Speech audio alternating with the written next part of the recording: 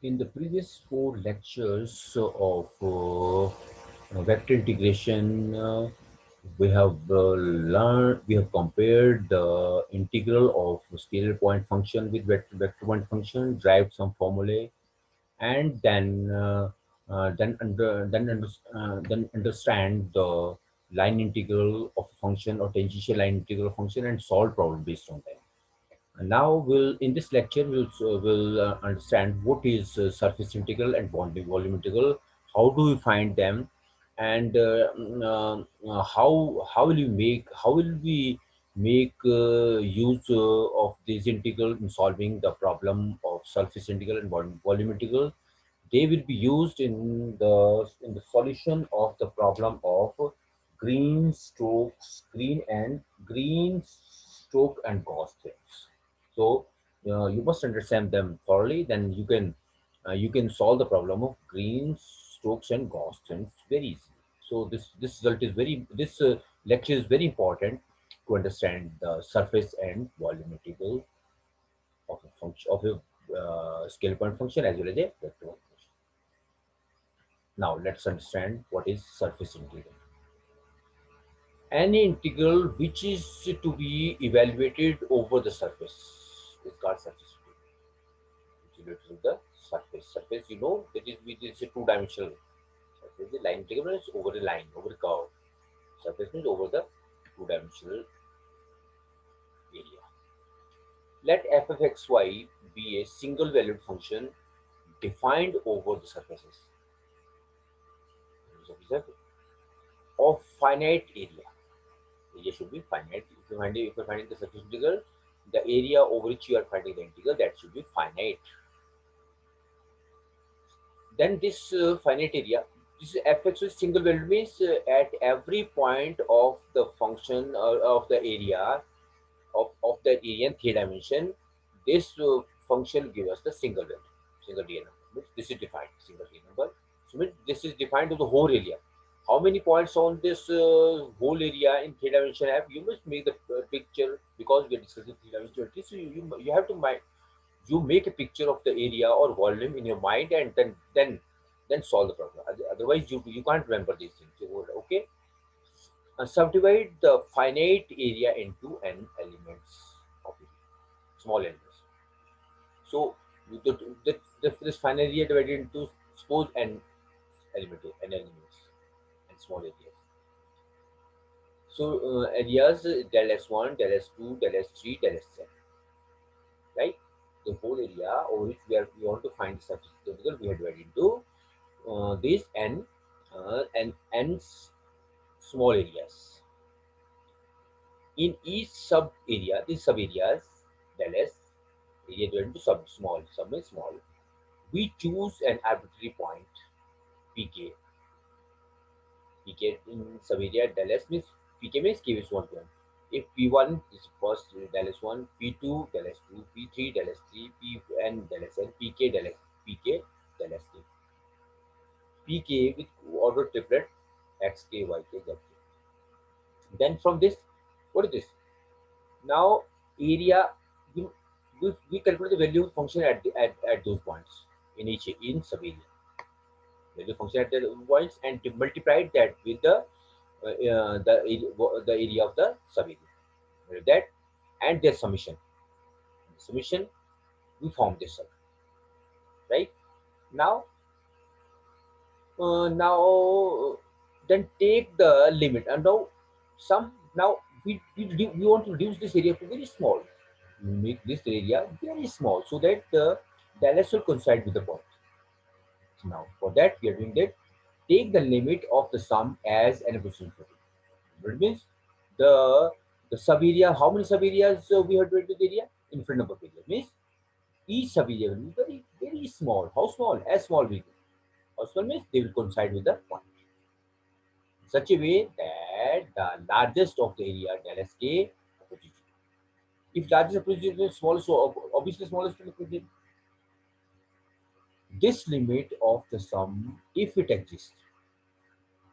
If you just if you find the sum and take the limit and approach to that sorry and approach to infinity means the sub area will be this area will went to infinite of sub-areas, then the limit of if limit of the sum exists is called surface integral of fxy over the surface s, and is noted by, right?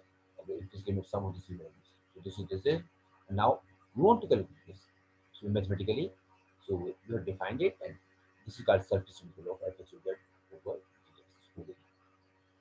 Yes, sum of this dimension, or we can add the integral of s at ds, or we can just limit infinity of ds 1 to n infinity fx pk dx, right? So this is the definition of surface. Now flux across the surface. It's very important. It's very important. If the volume area encloses a closed one, then we'll find it difficult to find the surface integral. So for that, flux across the surface will be very important, right? So what is this? You must understand thoroughly, and I'll explain with the example.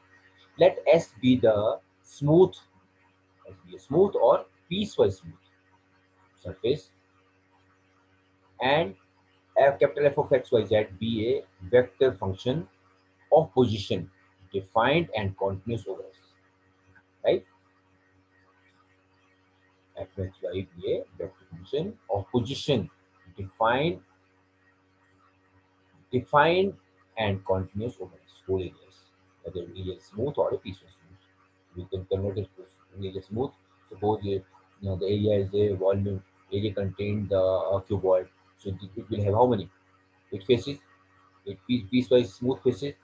So this is sphere, so it will have whole smooth surface. It is sphere is smooth. So that in that way. Let P be any point on the surface. So the area, whatever area you are taking, whether area smooth area or piece of smooth area, you have to take a point P on the surface, and n vector be the unit vector at P in the direction of the outward drawn normal.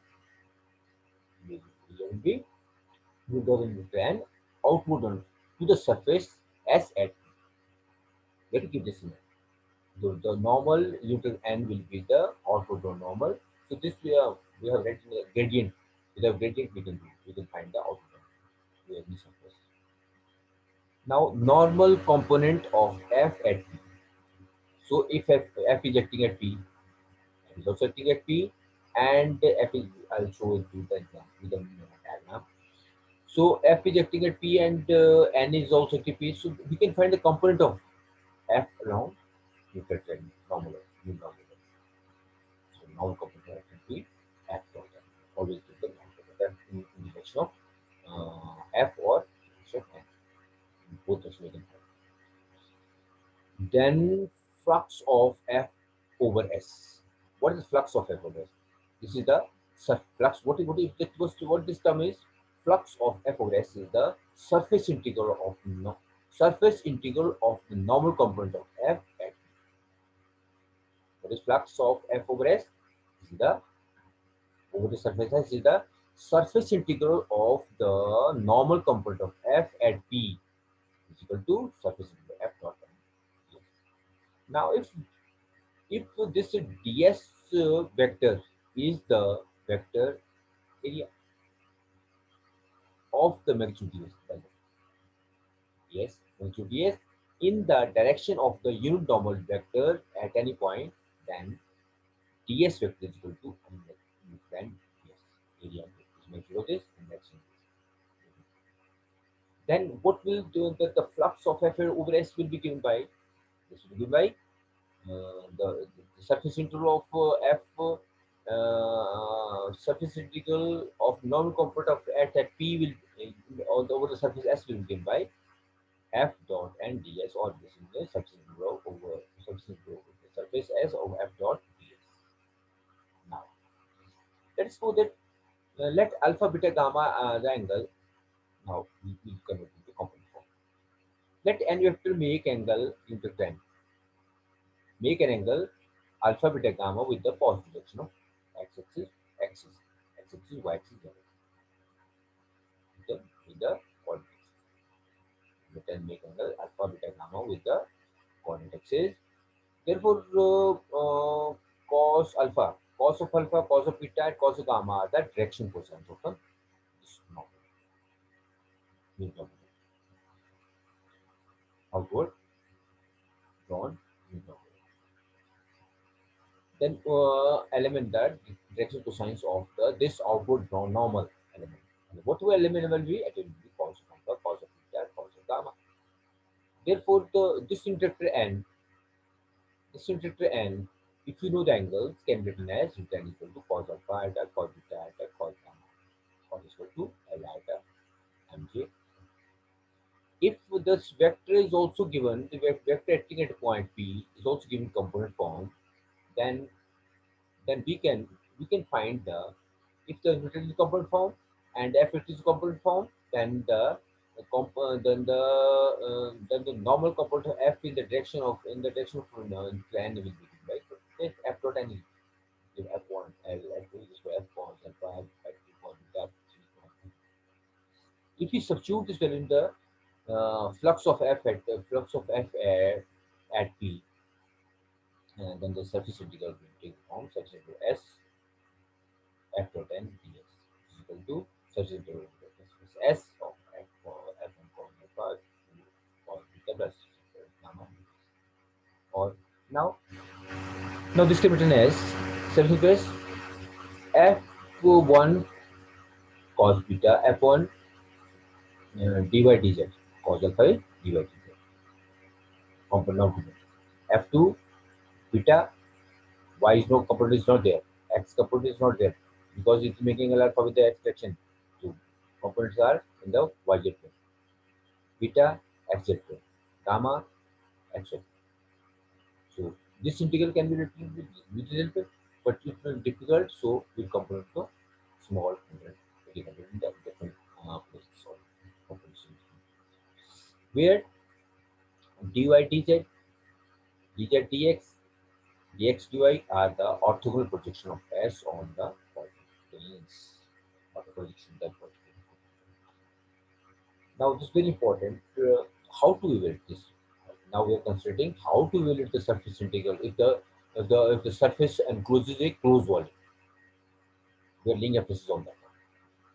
Surface encloses how to evaluate the integral if a surface encloses a closed volume. That's why we are doing all this. Very important note. For evaluating surface integral, it is easy to express the surface integral as double integral. For evaluating the surface integral, it is easy to express the surface integral double integral taken over the orthogonal projection of the surface S on one of the coordinate planes. For relating to surface integral, it is easy to express the surface integral as double integral taken over the orthogonal projection of the surface F on the one of the coordinate planes.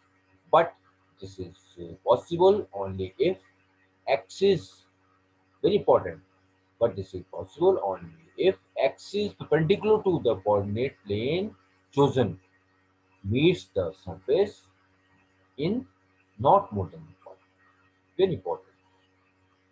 You can do this by projection only when the axis parallel to the coordinate axis meets the surface at one point only. If it meets at more than one point, then you can't get it. So example for this is, you want to understand this. Suppose the surface S is such that any line perpendicular to the xy plane meets the surface S in not more than one point. Let R be the orthogonal projection of S on xy plane. R is the alpha projection. And let gamma is the angle, acute angle, which neutral n at P to the surface S makes with ZX. This is very important. Let gamma is the acute angle which the n at P with the surface S makes with the Z axis. Then we can write this del S. We can write this del S cos alpha del S. Cos alpha del S equal to projection cos gamma del S equal to gamma is ZX XY component XY, where ds is the small element of area of surface S at P. Yeah, S is small del S. So del S can be written as del S equal to dx upon cos gamma. Cos gamma is the n vector into the k n dot k. So this surface integral, the now component of f in the direction of normal, the surface for this will be equal to this the this the re, this the surface equal to the region f, to the region r of f of n, the actual value n dot k, right? So this is how we can have this n. This is z axis. This angle is n makes angle gamma with this component of this in this direction. So this projection of this will be region r. This is so we will write f dot n dx dy. Dx is small area. Dx dy.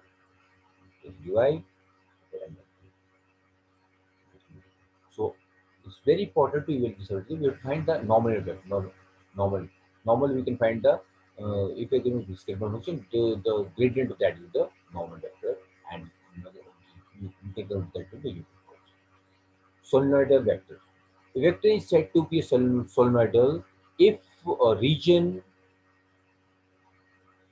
in the region if its flux across every closed surface is the in the region.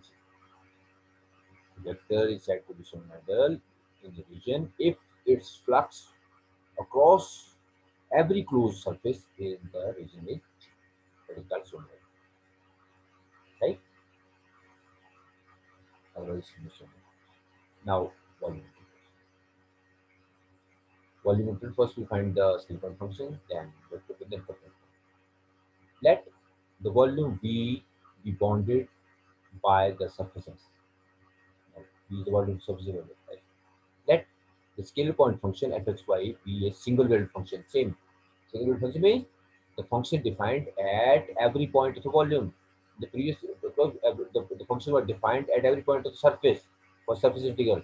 Now this defined for every point of the volume of the volume. Single valued function of the position defined over all the points of it. Some now similarly as we subdivided the surface, we have to subdivide the volume V into n elements of the volume del V1, del V2, and del Vk, del Vn. In each part del Vk, choose an arbitrary point. Similarly as we did in the substitute. So form a sum. So we in place of del S, we have del S k here. Substitute del S k, we have substitution of n, f Vk same, this is del S Vk. Substitute this is del S.